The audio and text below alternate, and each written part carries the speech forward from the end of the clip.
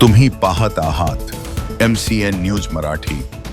बुलढाणा जिल्ह्यातील जळगाव जामोद विधानसभा मतदारसंघाच्या विकासाला गती देणाऱ्या विविध महत्त्वपूर्ण रस्ते व पुलांच्या कामांचे भूमिपूजन 29 मे रोजी जळगाव जामोद विधानसभा मतदारसंघाचे आमदार डॉक्टर संजय कुटे यांचे हस्ते पार पडले।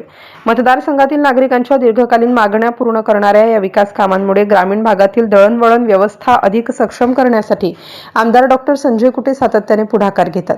त्या अनुषंगाने जळगाव जामोद विधानसभा मतदारसंघातील जळगाव जामोद ते वडगाव पाटण रस्ता बांधकाम निधी 500 लाख, निंभोरा ते बोराडा रस्त्यावरील पुलाचे बांधकाम 500 लाख, निरोड ते वकाणा रस्ता बांधकाम करणे 500 लाख, संग्रामपूर फाटा ते धामणगाव गोतमारे रस्त्यावर पुलाचे बांधकाम 400 लाख व भिलखेड ते वकाणा रस्ता बांधकाम करणे निधी 600 लाख यासारख्या विविध विकास कामांची भूमिपूजने यावेळी पार पडली। या प्रसंगी प्रत्येक ठिकाणी नागरिकांनी मोठ्या उत्साहात स्वागत करत विकास कामांबद्दल समाधान व्यक्त केलं।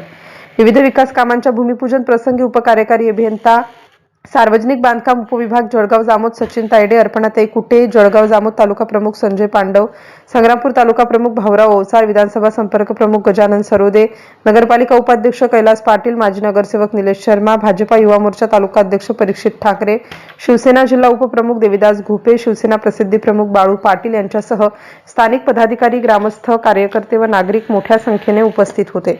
MCN न्यूज मराठीकरिता रवींद्र शिरस्कार, जळगाव, संग्रामपूर।